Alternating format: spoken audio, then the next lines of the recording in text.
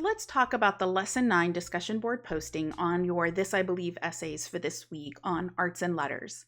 So before we get started, let's think about arts and letters more specifically. Arts would include those visual arts like paintings, sculpture, drawings.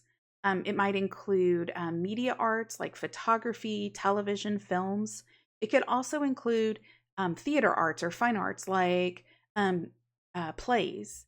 So you want to think about arts kind of broadly. You could also think about letters being those kind of humanities-based texts, literature like poetry, um, plays, novels, short stories, or even philosophical texts like essays or treatises. So for this week's lessons, the authors in this kind of common theme or focus tend to look at how arts and letters have shaped their personal philosophies, their "this I believe" statements. So several of the essays discuss the role arts and letters play in discovering belief, such as Bella Fleck's thoughts on figuring out his own way to do things, Yo-Yo Ma's observations on exploring cultures, and Joan Tower's belief on the power of music. So for your discussion board post, you want to select one of the essays from this week and unpack in about 250 words how essays or how arts and letters can be a powerful tool in shaping beliefs. So you want to make sure that you reference one of the essays from this week, and then you also want to respond to two of your classmates.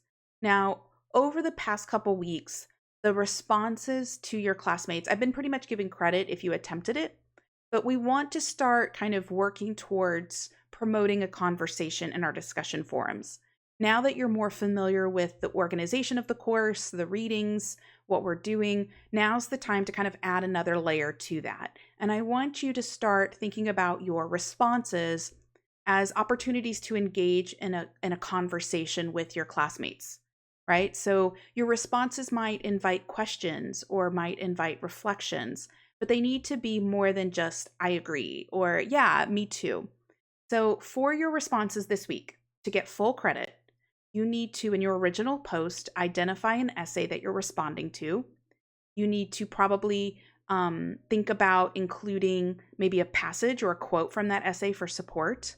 Then in your replies, you want to consider how you can move the conversation forward so that it's not just an affirmative "I agree" or the negative "I disagree," but how can you invite further conversation? If, just like in lesson 4, if it doesn't meet these requirements, I'm going to invite you and encourage you to do it again, okay, so that you can get full credit. If you have any questions, feel free to send me an email.